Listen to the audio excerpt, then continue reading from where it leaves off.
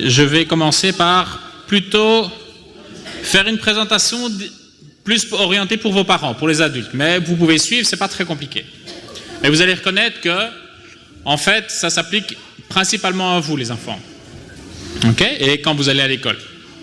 Alors, donc moi je suis Daniel, je m'occupe de Vox for Kids aussi, donc Anaé et toute son équipe qui est formidable ici au Maroc, ben, vous savez, vous les connaissez déjà un petit peu, pour certains d'entre vous, font un énorme travail très très enrichissant pour vous enseigner, pour vous montrer que c'est facile de programmer.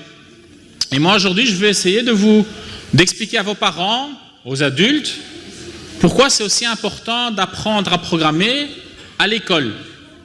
Okay? Pourquoi? Parce que dans un futur proche, demain, après-demain, vous allez devoir, dans n'importe quel métier que vous allez faire, pas nécessairement des informaticiens, ou un docteur, ou un agriculteur, ou n'importe, un comptable, etc. Vous allez devoir apprendre à manipuler les ordinateurs, vous allez être à même à manipuler les ordinateurs, et à devoir parfois, éventuellement, ce serait bien si vous saviez les programmer un petit peu pour vous faciliter la vie. Alors, aujourd'hui, de plus en plus, on a des ordinateurs, des systèmes électroniques et Internet tout autour de nous. Ça nous permet, par exemple, de gérer nos comptes bancaires en ligne, de parler à quelqu'un d'autre qui se trouve de l'autre côté de la Terre, de remplir nos impôts, nos déclarations d'impôts, malheureusement, de voir le trafic en temps réel. Ben, ça nous aide aussi à faire la vaisselle, à laver notre linge, et ça nous aide aussi à conduire nos enfants de manière sécurisée à l'école. Avant, vous aviez là quelqu'un qui, dans les carrefours, au croisement des routes et des rues, une personne qui passait sa journée à gérer le feu tricolore. C'est elle qui décidait à un moment de mettre rouge, vert, orange. Il y avait une personne par carrefour.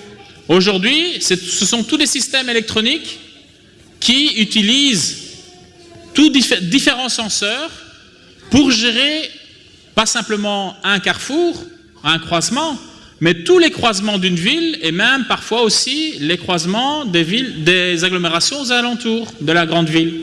Tout ça pour pouvoir gérer le trafic de manière optimale, la plus efficace possible, pour éviter les bouchons. Je sais qu'à Casa, il y a beaucoup de bouchons, hein, c'est ce qu'on m'a dit. L'ordinateur change aussi la donne sur la manière de travailler. Vous avez parfois l'utilisation d'ordinateurs, de logiciels dans des domaines tout à fait surprenants. Par exemple, ici, vous avez un logiciel qui est conçu pour diagnostiquer des troubles et des dépressions dues à un choc post-traumatique. Et c'est l'ordinateur qui est capable de détecter si la personne est en dépression ou pas, ou a des troubles.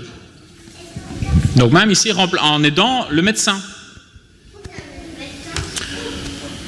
Partout, dans n'importe quel métier, on utilise des données, de plus en plus de données.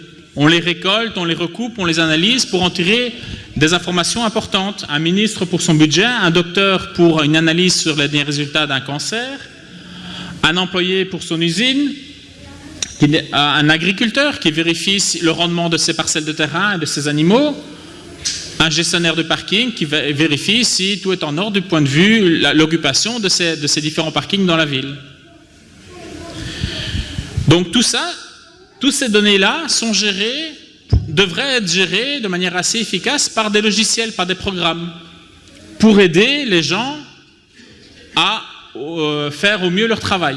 L'agriculteur, il a peu de temps à passer sur une analyse de rendement de ses parcelles de terrain. Lui, il doit vraiment travailler avec ses animaux, à cultiver sa terre. Donc si l'agriculteur pourrait apprendre un petit peu à programmer, par exemple, une feuille Excel, bah, ça lui faciliterait grandement la vie, parce que l'ordinateur va faire la grosse majorité du travail de recoupement des données, tandis que lui va vraiment se concentrer sur son métier. Son métier, c'est l'agriculture.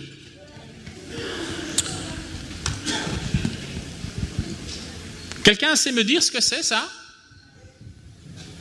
Oui? Oui, c'est une partie d'un ordinateur. En fait, ça, c'est la photo du module qui a géré la trajectoire de la navette du module lunaire Apollo 11. Donc, c'est le module lunaire qui a envoyé les premiers hommes sur la Lune. Ok? Et donc, c'est grâce à ça que Armstrong et son équipe ont pu atterrir sur la Lune et marcher sur la Lune pour la première fois, en 1969, il y a bien longtemps. Aujourd'hui, les enfants, vous avez tous, vous, vos parents, vos grands frères, vos grandes sœurs, vos cousins, vous avez tous un smartphone, ok, dans nos mains. Ah ben, votre smartphone, il est 1 million de fois plus puissant que cet appareil-là, qui a conduit les hommes sur la Lune. 1 million de fois plus puissant. Et je parle à vous, les parents, vous savez ce que font? Donc, avec ce smartphone-ci, par exemple, je pourrais guider 1 millier de modules lunaires en même temps vers la Lune, sans aucun problème. Mais vous savez ce que font vos enfants avec ça aujourd'hui? Principalement, ils font ça. Je trouve pas ça normal. Oui, les jeux vidéo. Alors que vous pourriez faire des choses beaucoup plus créatives avec ça. Donc aujourd'hui, il existe une déconnexion entre la technologie que l'on a dans nos mains, les problèmes que l'on rencontre dans notre société moderne et ce que les gens savent concernant comment utiliser ces technologies. Alors en réfléchissant à tout ça, à tous ces problèmes-là,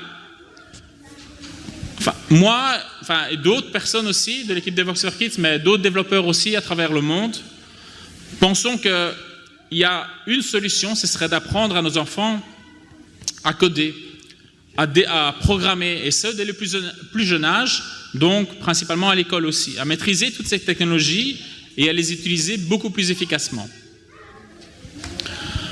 Alors vous allez me dire pourquoi. Certaines personnes un peu sceptiques pourraient me dire mais pourquoi est-ce qu'on a besoin d'apprendre à nos enfants à programmer dès le plus jeune âge? Mais en fait, si je regarde dans le passé et si je remonte très très loin dans le temps, il est facile de trouver des analogies entre apprendre à faire quelque chose et l'évolution humaine. Donc si je regarde par exemple les hommes préhistoriques, c'est très très loin, les hommes préhistoriques ont découvert le feu parce que quelque chose fournissait le feu. Ils n'ont jamais, initialement, ils n'ont pas appris à faire du feu. C'est la foudre qui tombait sur un arbre et ils ont découvert que l'arbre était en feu et ils ont pu utiliser le feu. Donc ils n'avaient pas vraiment besoin d'apprendre à faire du feu au départ, mais ils se sont vite rendus compte qu'ils avaient un besoin crucial d'avoir du feu en permanence et ils ont commencé à chercher à savoir comment faire du feu. Alors vous imaginez aujourd'hui, nous, où en serions-nous si l'homme préhistorique n'avait pas appris à faire du feu? Il y aurait peu de chances d'avoir une évolution. C'est la première phase de l'évolution de l'homme. Si je reviens un peu plus près de nous, plus près, je parle du Moyen-Âge, la majorité de la population mondiale ne savait pas lire ni écrire. Ils n'en avaient pas besoin au Moyen-Âge. Pourquoi? Parce que les gens principalement étaient des agriculteurs, des artisans, des soldats. Ils n'avaient pas besoin d'apprendre à lire ni à écrire puisque leur métier ils n'avaient pas vraiment de nécessité à utiliser ces connaissances. Pourquoi devaient-ils apprendre à lire et écrire? Il y avait un certain groupe de personnes qui étaient capables de lire et écrire et qui pouvaient les aider. Mais réfléchissez un peu à ça. Maintenant que vous savez lire et écrire, en lisant, vous êtes capable d'améliorer vos connaissances. Vous êtes capable, en écrivant, de communiquer avec quelqu'un d'autre pour échanger des connaissances, pour fournir une connaissance à quelqu'un d'autre, qui, elle, pourra lire ces informations-là et améliorer elle-même ses connaissances. En fait, vous avez la possibilité, grâce à avoir appris à la lecture et à l'écriture, vous avez une possibilité d'étendre vos connaissances qui n'en seraient réduites à pas grand-chose en ne sachant pas lire. Alors pourquoi ce ne serait pas la même chose pour le langage de programmation dans notre société moderne? Pourquoi est-ce que tout le monde ne devrait pas apprendre à programmer? Les adultes, mais surtout nos enfants. Vos enfants, la prochaine génération. Aujourd'hui, tout le monde s'accorde à dire que la programmation, l'informatique est partout. elle est en permanence autour de nous. La gestion des lumières ici, par exemple, le son, tout ça sont gérés par des ordinateurs. La vidéo, c'est géré par des ordinateurs.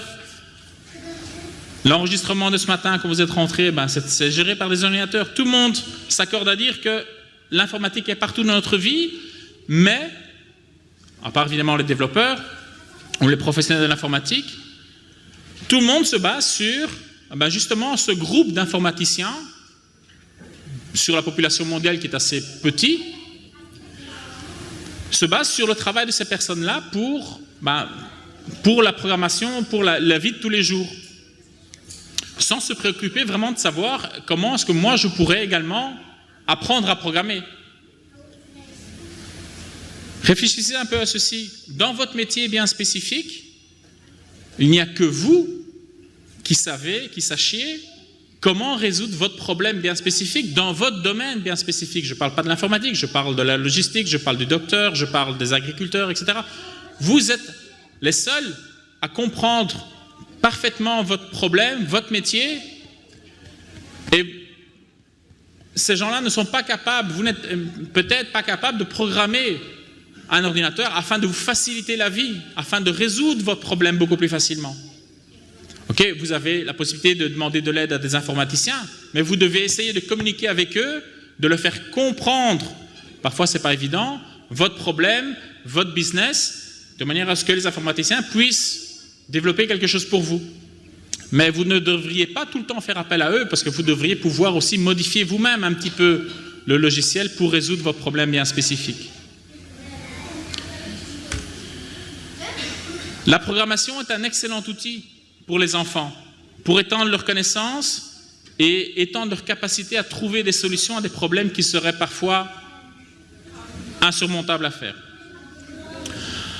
La programmation pousse la curiosité des enfants, des élèves. Ils prennent des risques, ils peuvent tester, ils peuvent voir directement les résultats sans aucune conséquence grave.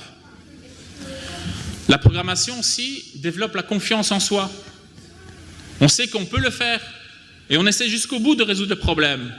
Quand vous avez commencé éventuellement à programmer vous-même en étant jeune, vous étiez là, vous ne saviez pas comment faire, vous étiez vraiment acharné sur « je veux absolument résoudre mon problème, je veux absolument faire en sorte que ça fonctionne ». C'est la même chose pour les enfants. Les enfants vont être vraiment accaparés par leurs problèmes, essayer de le résoudre de manière la plus efficace possible et la plus rapidement possible. Évidemment aussi, la programmation rend l'école un peu plus attractive aussi. Elle permet de concrétiser, d'illustrer des concepts assez rébarbatifs, la trigonométrie par exemple, ou certains principes de mathématiques ou même de la grammaire, de manière très ludique. On peut mettre en pratique par exemple un cours de trigonométrie en faisant un calcul de trajectoire d'une fusée dans un jeu, avec Scratch par exemple. Apprendre à développer aussi permet de travailler en groupe, à savoir travailler en groupe, à se partager des tâches et à regrouper les résultats de ces différentes tâches ensemble pour donner une solution finale. Le travail en groupe est très important dans la vie de tous les jours. En conclusion, pour terminer, j'aimerais dire ceci. Quand vous, les non-informaticiens, parce que nous, on sait, les informaticiens savent programmer, mais surtout quand les enfants auront appris à programmer, à ce moment-là, ils vont réaliser qu'ils seront devenus des magiciens du futur et qu'ils ont obtenu des super pouvoirs. Je vous remercie.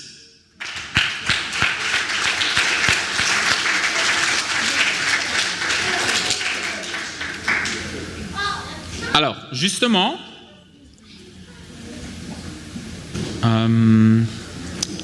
par rapport à ça, je vais appliquer ce que je viens de juste vous expliquer. Je vais demander, maintenant, on va vous présenter Devoxx for Kids, pour ceux qui ne connaissent pas. Et comme j'ai l'habitude de voyager pour Devoxx for Kids et de faire plusieurs fois la même présentation, je me dis, c'est un peu bête de chaque fois refaire la même présentation moi-même, je suis un peu fatigué, c'est presque la fin de la semaine. Un jour, j'ai décidé de dire, je vais programmer le robot, Nao, pour que lui fasse le boulot à ma place. Et je suis un peu fatigué, je suis un peu fainéant aussi, un peu sur les bords. Et donc, j'ai programmé Nao pour le faire. Je vais simplement lui demander télécharger le programme sur le robot. Attendez 2 secondes.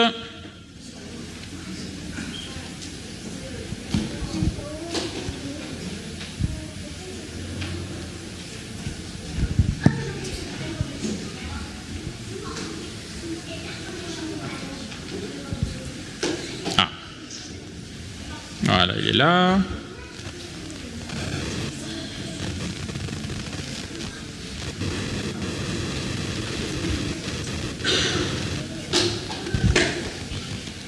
Alors voilà, il est un peu encore endormi, je suis en train de le réveiller. Ouais, c'est un fainéant aussi le turbo. Il a beaucoup travaillé hier, donc il est un peu fatigué. Ça vient tout de suite. Ouais, il va se réveiller dans 2 secondes. Il faut un peu de temps, hein. C'est une technologie. Voilà. Alors.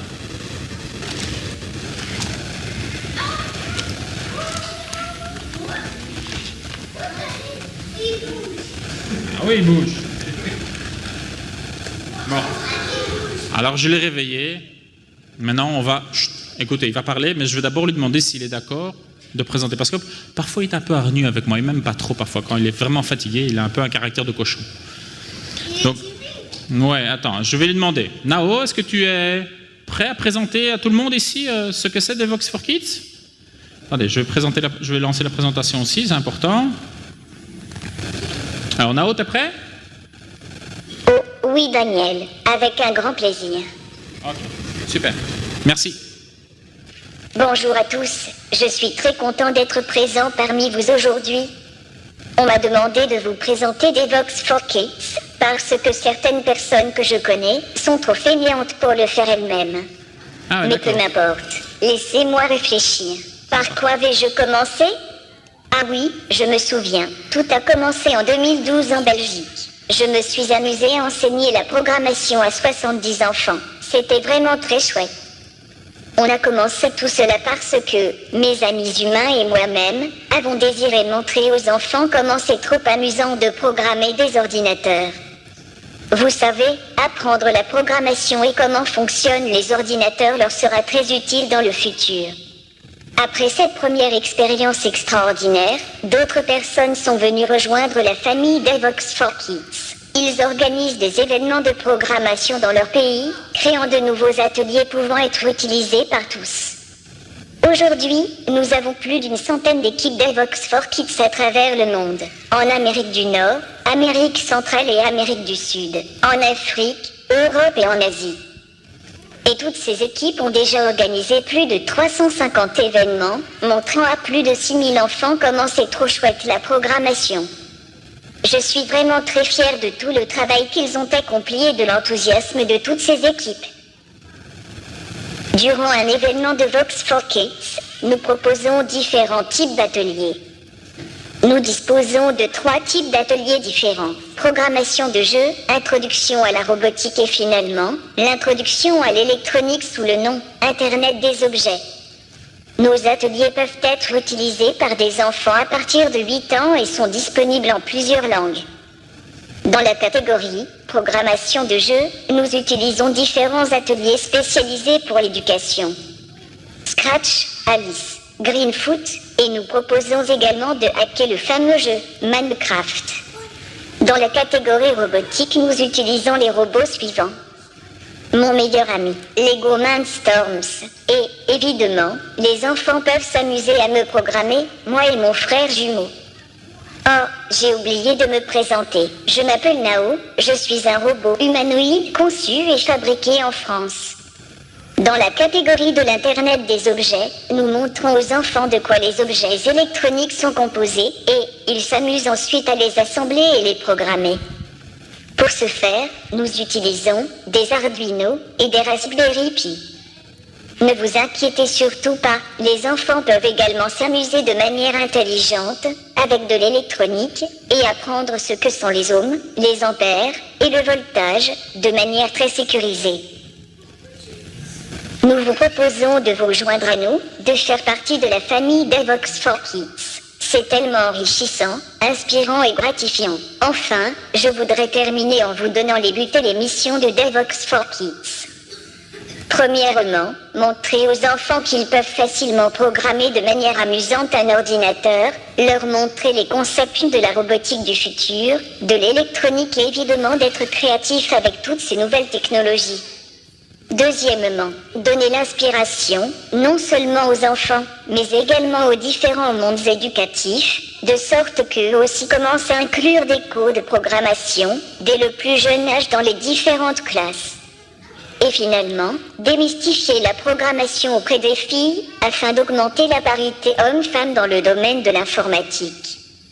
N'hésitez pas à visiter notre site internet pour plus de détails, www.devoxforkids.org. Bon, je pense que ça suffit pour le moment. Merci pour votre attention. Merci Nao.